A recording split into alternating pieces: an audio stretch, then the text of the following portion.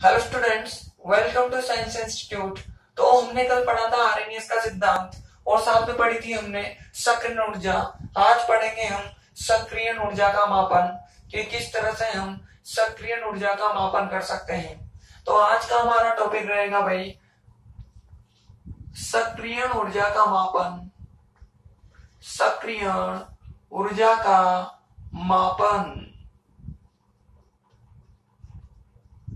measurement of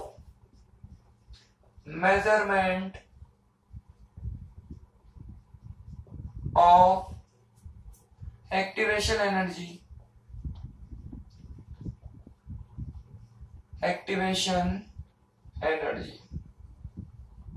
ठीक, आज बात करेंगे हम एक्टिवेशन एनर्जी के मेजरमेंट पर कि किस तरह से इसको मेजर किया जा सकता है।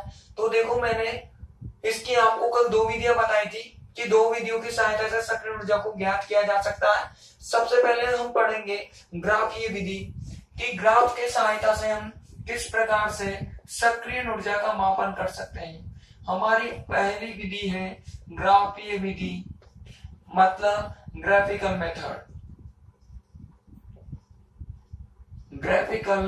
मेथड। ठीक, देखो भाई, हमने कल लास्ट में कौन से क्वेश्चन पढ़ी थी? हमने पढ़ा था कल लास्ट में आरएनएस की इक्वेशन आई थी K इज इक्वल टू ए ई की पावर माइनस ए अपॉन आर टी। बोलो, इतना आया था क्या? कल हमने लास्ट में इतना निकाला था, जिसमें कुछ इस तरह से था। ये तो था रेट कांस्टेंट, ये RNS constant, and this is activation energy, and this is absolute temperature. वेग स्थिरांक, सक्रिय ऊर्जा, परमताप, और ये क्या हो जाएगा? आरएनएस स्थिरांक हो जाएगा। हमने इतना ही पढ़ा था कल। ठीक, अब देखो आपको क्या करना है, इसका लॉग ले लो। लॉग लेने पर on taking log,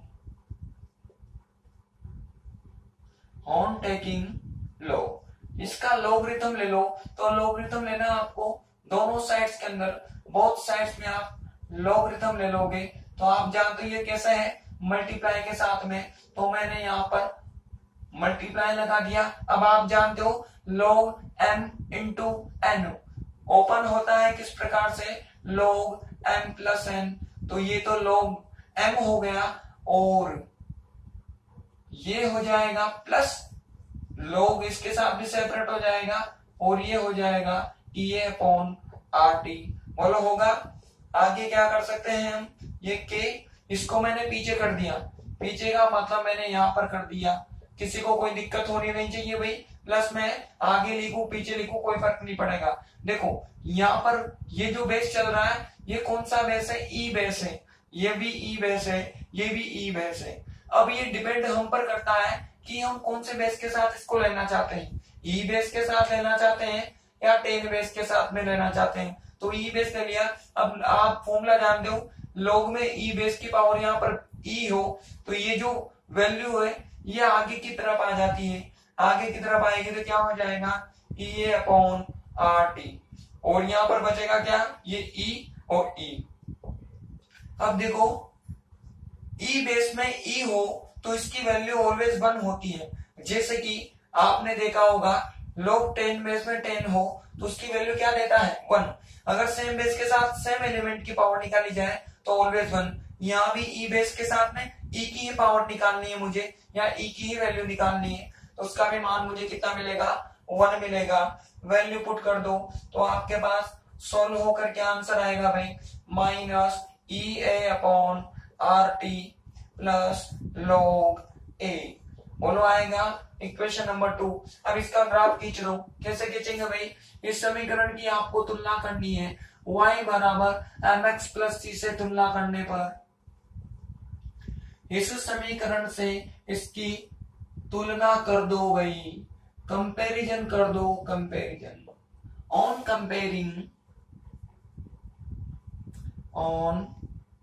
comparing y बराबर mx प्लस c।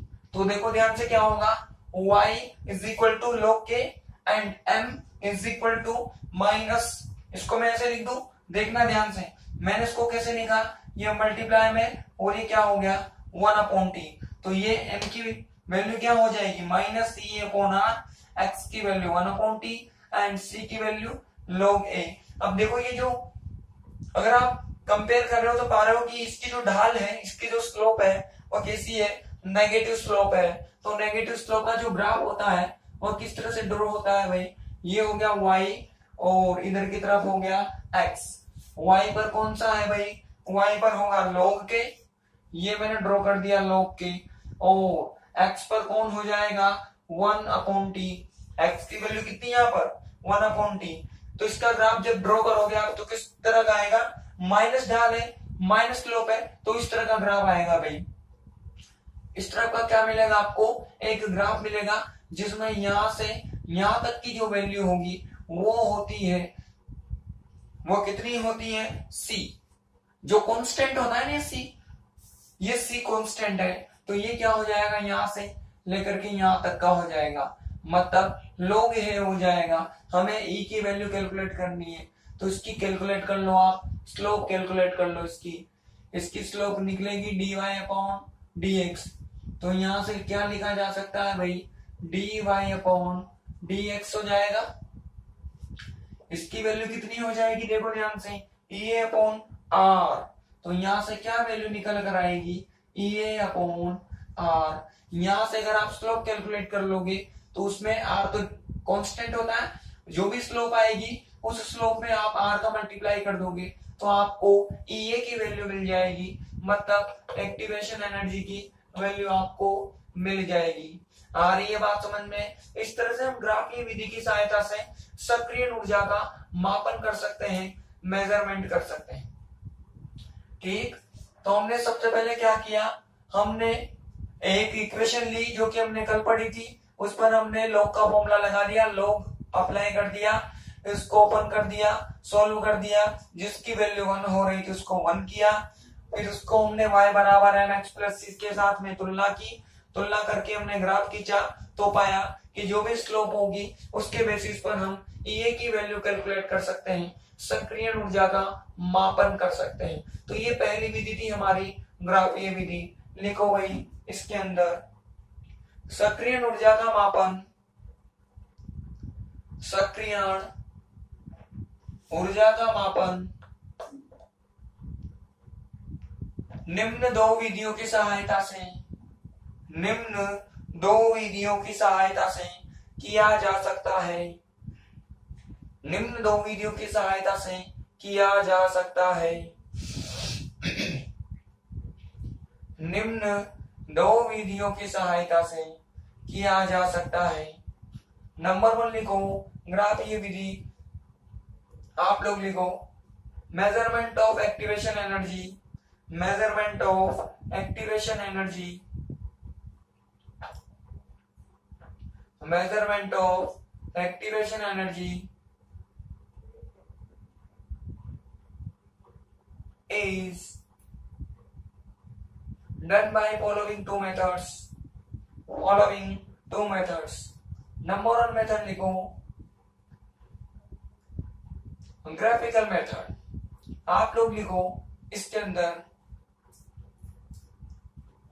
आरएनएस की समीकरण से, आरएनएस की समीकरण से कंप्लीट कर लो भाई, आप लोग यहां तक कंप्लीट कर लो, कंप्लीट का मतलब यहां तक पूरा कर लो। आप लोग भी लिख लो फ्रॉम इक्वेशन ऑफ आरएनएस या from RNS equation, from RNS equation.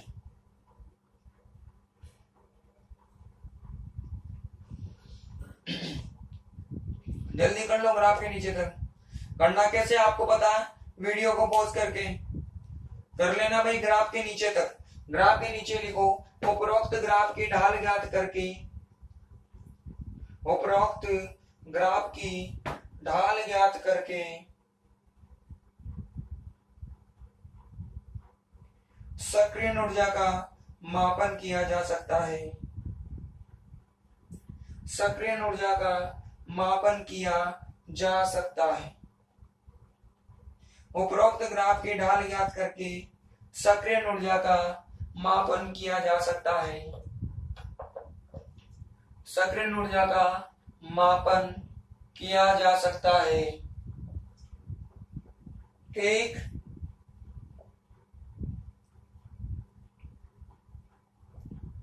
आप लोग भी लिख लो।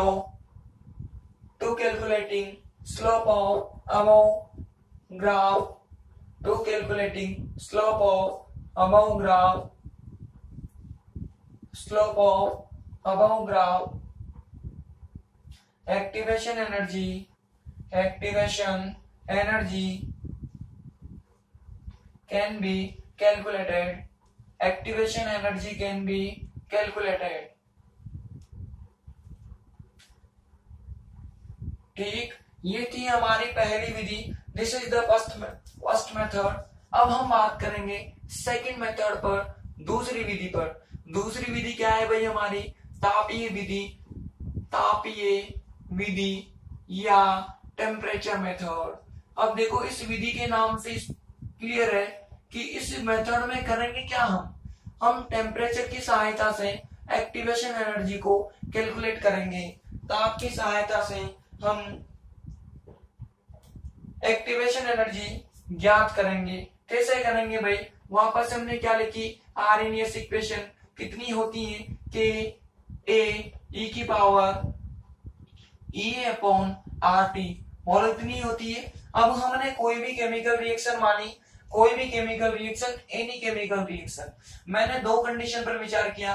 माना कि T1 ताप पर उसका रेट कांस्टेंट K1 हो और T2 टेम्परेचर पर उसका रेट कांस्टेंट K2 हो।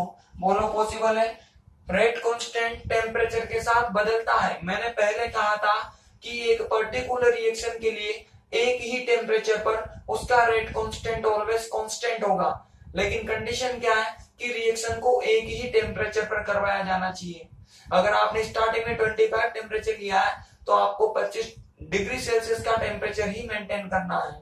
अगर आप डिफरेंट टेम्परेचर पर एक ही रिएक्शन को करवा रहे हो तो हर ताप पर आपको अलग अलग रेट कांस्टेंट मिलेगा, डिफरेंट रेट कांस्टेंट मिलेंगे, आपको अलग अलग वेग स्थिरांक प्राप्त होगा।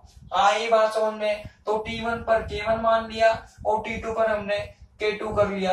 अब इन दोनों कंडीशंस के लिए अब वो इक्वेशन को अप्लाई कर दो। इन दोनों कंडीशन पर उपरोक्त समीकरण को लागू कर दो। अगर मैं K1 करता हूं तो इधर की तरफ क्या आ जाएगा भाई?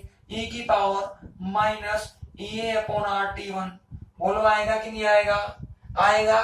या फिर एक काम और करो, क्या काम करो भाई, डेरिवेशन लंबा ना हो, शॉर्ट कर देते हैं इसको थोड़ा सा।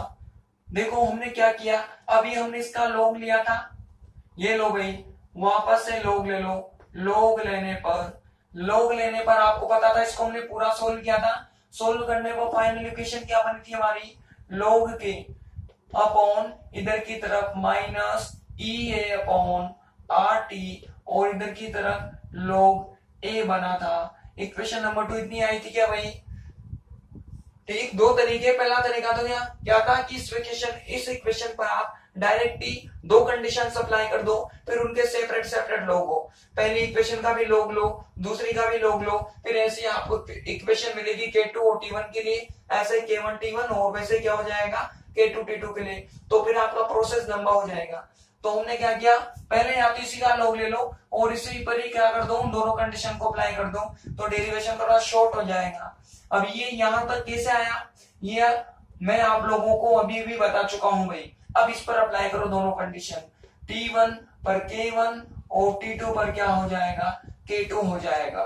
अब अप्लाई करोगे तो क्या हो जाएगा भाई, log K2 is equal to EA upon R T1 और इधर की तरफ क्या हो जाएगा, log A तो क्या है, कांस्टेंट है, आरएमएस कांस्टेंट है, ये नहीं बदलेगा भाई।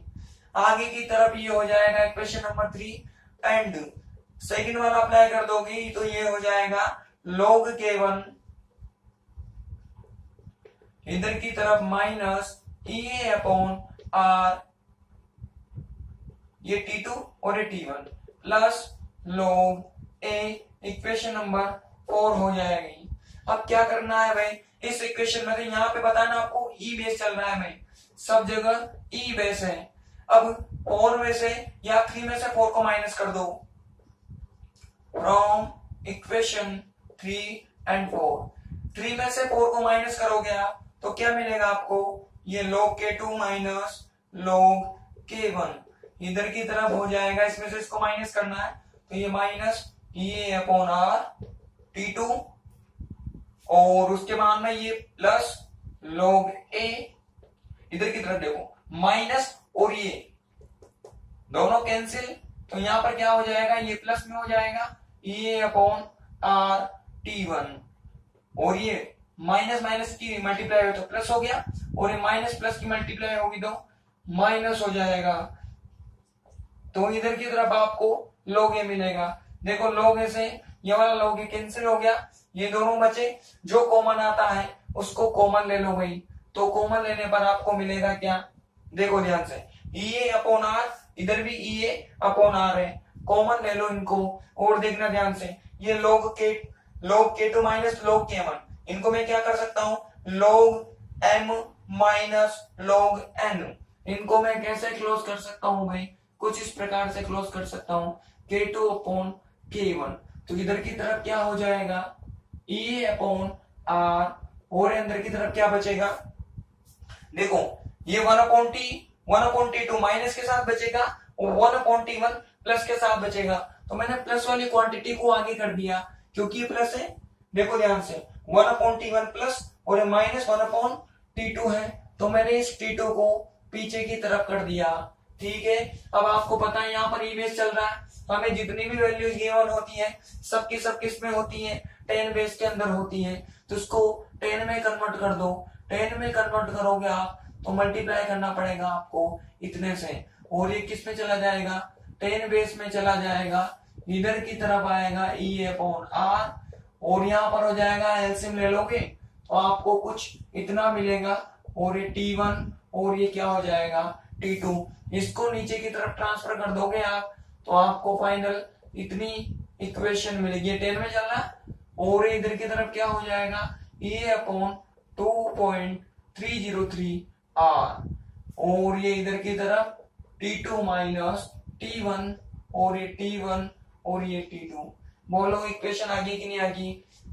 इस इक्वेशन की सहायता से भी आप एक्टिवेशन एनर्जी को ज्ञात कर सकते हो। इस इक्वेशन की हेल्प से आप कैलकुलेट कर सकते हो एक्टिवेशन एनर्जी को। आपको क्या क्या चाहिए भाई, T1 टेम्परेचर पर K1 चाहिए, T2 टेम्परेचर पर K2 चाहिए। R की वैल्यू तो आपको पता ही होगी तो इजीली आपको क्या मिल जाएगा, ये मिल जाएगा। हमें यही तो दिया था, T1 पर K1 गिवन था और T2 पर K2 गिवन था, तो दोनों गिवन है, इसमें वैल्यू पुट करोगे तो आपको एक्टिवेशन एनर्जी पता लग जाएगी, सक्रिय ऊर्जा ज्ञात हो जाएगी। ठीक है भाई, लिखो तापीय विधि के अंदर लिखो आर्हेनियस समीकरण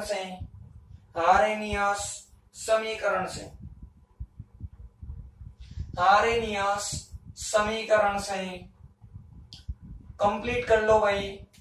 यस, पूरा कर लो। आप भी लिखो फ्रॉम आर्हेनियस इक्वेशन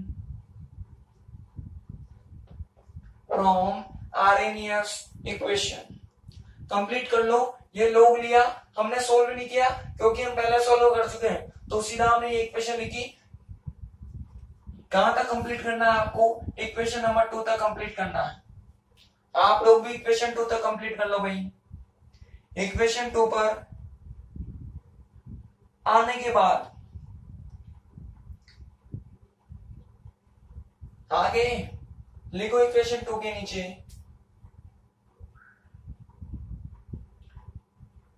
माना कि किसी रासायनिक अभिक्रिया में T1 तथा T2 ताप पर अभिक्रिया के वेग स्थिरांक क्रमशः K1, K2 है। अभिक्रिया के वेग स्थिरांक क्रमशः K1, K2 है। तब कर लो, अब पूरा कंप्लीट कर लो आप यहां तक, इक्वेशन नंबर 5 तक। आप भी इक्वेशन नंबर 2 के नीचे लिखो, suppose at T1 and T2 temperature, suppose at T1 and T2 temperature, rate constant are at T1 and T2 temperature, rate constants are K1 and K2, rate constants K1 and K2. Then complete कर लीजिए till equation number 5। Yes, faster, जल्दी करो भाई। कर लिया होगा 5 तक। 5 पर आने के बाद उसके नीचे लिखो, वीडियो पॉज करके करना है, आपको पता है ये बात। लिखो 5 के नीचे, उपरोक्त समीकरण की सहायता से, उपरोक्त समीकरण की सहायता से सक्रियण ऊर्जा ज्ञात की जा सकती है। उपरोक्त समीकरण की सहायता से सक्रियण ऊर्जा ज्ञात की जा सकती है। सक्रियण ऊर्जा ज्ञात की जा सकती है। आप लोग भी लिखो, by above equation activation energy can be calculated. By above equation, activation energy can be calculated. Activation energy can be calculated. ठीक, अब देखो इस इक्वेशन पर आपके न्यूमेरिकल्स आते हैं, जिसमें आपको 4 वैल्यूज गिवन करेगा, T1, T2, K1, K2। ये चारों आपको गिवन करेंगे और पूछेंगे कि EA की वैल्यू कैलकुलेट करो या सक्रियण ऊर्जा ज्ञात करो, कैलकुलेट करो। लिखो भाई, ऐसे न्यूमेरिकल्स बहुत आते हैं एग्जाम में। सबसे ज्यादा न्यूमेरिकल आते हैं इस इक्वेशन पर, जिसमें होता कुछ नहीं है, वैल्यू पुट कर दो, सोल्व कर लो, आपको आंसर मिल जाएगा, खत्म। लिखो न्यूमेरिकल नंबर 1, किसी रासायनिक अभिक्रिया में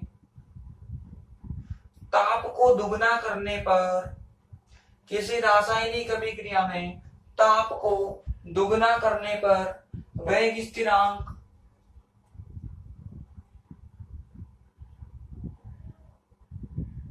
ताप को दुगना करने पर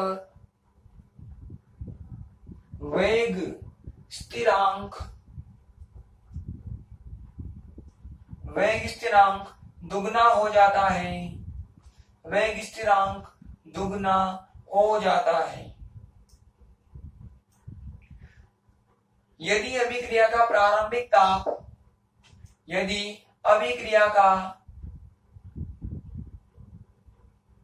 प्रारंभिक ताप,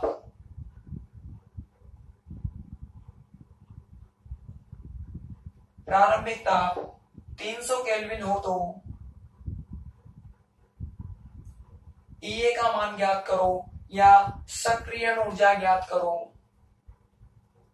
सक्रियण ऊर्जा ज्ञात करो। बहुत इजी है भाई, बहुत इजी है। कैसे इजी है, देखो ध्यान से।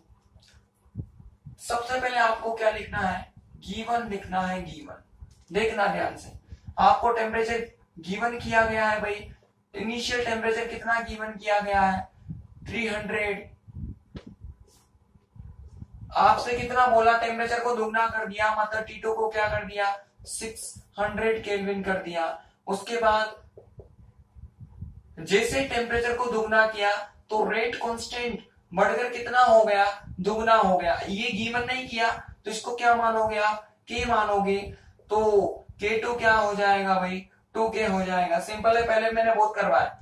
T1 ताप को दुगना किया, इसको डबल किया तो ये भी डबल हो गया। इसको इतना कर दिया, इनिशियल गिवन कर दिया ना बाद में उसने, तो ये 600 केल्विन हो गया। तो ये क्या हो जाएगा, ये 300 केल्विन था तो ये हो जाएगा 600 केल्विन, ये K, तो ये हो जाएगा 2K। अब हम जानते हैं, क्या जानते हैं भाई, अभी जाना हमने क्या, log K2 upon log K1। ये हो जाएगा ई अपॉन 2.303, इधर की तरफ T2 माइनस T1 और ये हो जाएगा T1 T2। ठीक, वैल्यू पुट कर दो भाई यहाँ पर, ये हो जाएगा 2K और ये K, इधर की तरफ ये की वैल्यू तुम्हें निकालनी है और ये 2.303, आर की वैल्यू पुट कर दो। पता है आपको आर की वैल्यू इतनी होती है, आर की वैल्यू पता है ना भाई सबको, इतनी होती है आर की value, joule kelvin inverse mole inverse. ठीक है, इधर की तरफ वैल्यू पुट करोगे 600 माइनस 300 और ये हो जाएगा 300 इंटू 600। सोल्व कर लोगे कैसे, कैंसिल हो जाएगा। log 2 की वैल्यू कितनी होती है, इतनी होती है। इसको इधर की तरफ ट्रांसफर करोगे आप तो हो जाएगा 2.303 और ये हो जाएगा 8.314। ठीक, अब देखो ये इक्वल, इधर की तरफ क्या है भाई, इसको माइनस करोगे तो आप 300 बचेगा, इधर की तरफ भी 300 और ये कितना हो जाएगा 600। इससे ये गया 600 बचा, इसको इधर की तरफ ट्रांसफर कर दो। यहां से ये निकालना है तो ये को मैंने यहां कर दिया, इधर की तरफ आएगा तो मल्टीप्लाई में जाएगा वो भी, तो कितना हो जाएगा भाई 0.310 2.303 और 8.314 और ये कितना हो जाएगा 600। ये जो आंसर आएगा, ये की यूनिट मैंने कल क्या बताई थी आपको, जूल मोल इनवर्स। कल लिखा था ना मैंने कि जो एक्टिवेशन एनर्जी होती है वह किस में होती है भाई, जूल मोल इनवर्स में होती है। तो पीछे यूनिट क्या आ जाएगी, जूल मोल इनवर्स यूनिट आ जाएगी। इसको सोल्व कर लोगे तो आपका आंसर किस में आ जाएगा, जूल मोल इनवर्स में। इसको सोल्व कर लेना, आपको अपना आंसर मिल जाएगा भाई। ठीक, इस तरह से आप न्यूमेरिकल अटेम्प्ट करना है आपको, कुछ नहीं है। देखो वैल्यू हमें गिवन ही होगी, पुट कर दो, सोल्व कर दो और आपको आंसर मिल जाएगा। आंसर आएगा जूल मोल इनवर्स में। अगर वह किलो जूल में बदलने के लिए बोलता है, सपोज करो कि आंसर किस में कैलकुलेट करो आप, किलो जूल मोल इनवर्स में बदलो इसको, तो जूल में तो आए क्या, किलो जूल का मतलब क्या होगा, इसमें 1000 का डिवाइड कर दो, ये जो भी वैल्यू आएगी उसमें 1000 का डिवाइड कर दोगे तो आपको जो आंसर होगा वह किस में कन्वर्ट हो जाएगा, किलो जूल में कन्वर्ट हो जाएगा। ऐसे काम बहुत किए होंगे आपने 11th क्लास में। किलो में क्योंकि क्या होता है 10 की घात 3 होता है, तो ऊपर 10⁻³ लगाना है तो नीचे भी क्या करना पड़ेगा, 10⁻³ लगाना पड़ेगा। 10⁻³ का मतलब 1000, तो 1000 का क्या लगा दोगे आप, डिवाइड कर दोगे तो आपको आंसर किलो जूल में मिल जाएगा। जल्दी कर लो, इंग्लिश वाले बच्चे ने मेरे कर लिखो। In a chemical reaction, in a chemical reaction on increasing temperature by double, on increasing temperature by double, then rate constant becomes 2 times.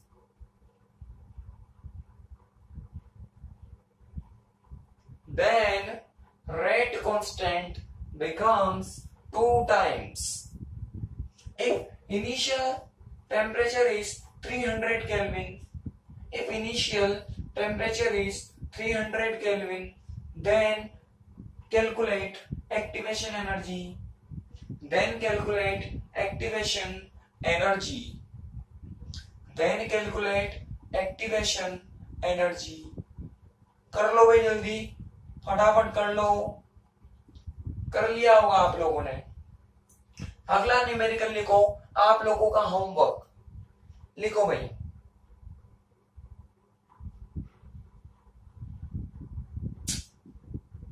लिखो, किसी रासायनिक अभिक्रिया में, किसी रासायनिक अभिक्रिया में 298 केल्विन पर 298 केल्विन पर वेग स्थिरांक 298 केल्विन पर वेग स्थिरांक 1.3 इंटू 10⁻³ सेकंड इनवर्स है, सेकंड इनवर्स है।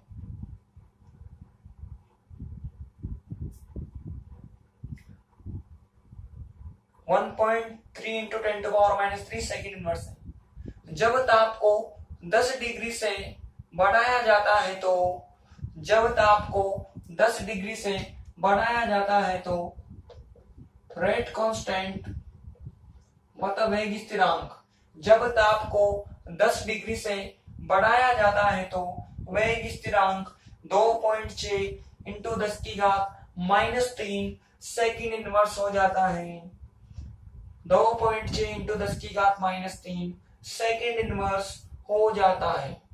तो अभिक्रिया की सक्रिय ऊर्जा ज्ञात करो। अभिक्रिया की सक्रिय ऊर्जा ज्ञात करो। सक्रिय ऊर्जा ज्ञात करो। ठीक है भाई, दे दिया आपको चारों वैल्यूज, कैलकुलेट करना और मुझे आंसर कमेंट करना भाई। आप लोग लिखो in a chemical reaction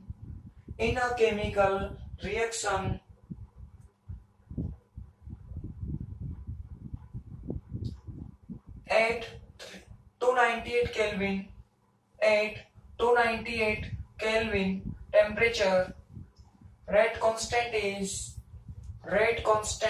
is 1.3 into 10⁻³ 1.3 into 10⁻³ second inverse, 10⁻³ second inverse,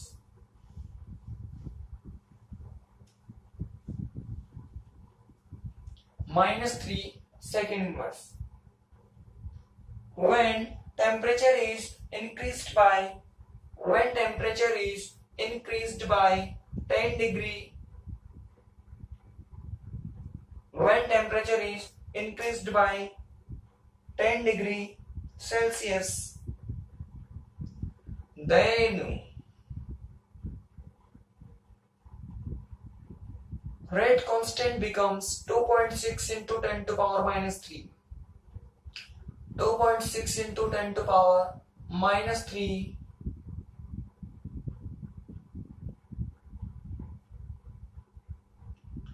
10⁻³ second inverse, 10⁻³ second inverse.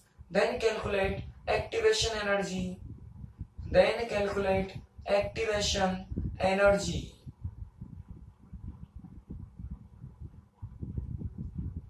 ठीक, तो उसने आपको इनिशियल टेम्परेचर कितना दिया है भाई 298 केल्विन। अब ताप को कितने डिग्री से बढ़ाया 10 डिग्री से बढ़ाया, तो डिग्री थे केल्विन थे कोई फर्क नहीं पड़ता भाई। आप 10 डिग्री से बढ़ाओ या 10 केल्विन से बढ़ाओ कोई फर्क नहीं पड़ता। मतलब आपको सीधे सीधे इसके अंदर कितना ऐड करना है 10 केल्विन ऐड करना है, तो आपको न्यू टेम्परेचर क्या मिलेगा 308 केल्विन। मतलब 298 पर तो आपका रेट कांस्टेंट ये हो जाएगा और 308 पर आपका रेट कांस्टेंट ये हो जाएगा। ये T1 हो गया और ये हो गया K1 और ये हो गया T2 और ये हो जाएगा K2।